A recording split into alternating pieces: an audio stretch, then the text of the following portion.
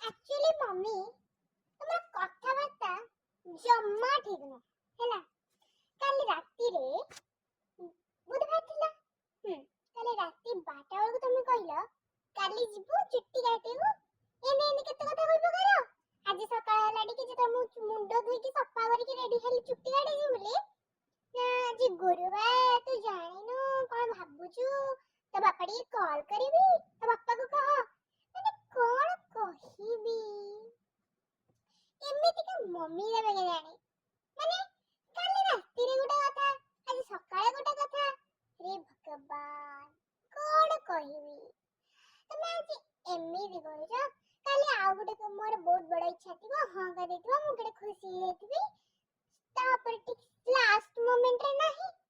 भगवान ए केते बाध्य केते कष्ट में जानि छ तमे तुमको दिन इन करे आगे पड़े बारू हां माने मम्मी बने जी जानी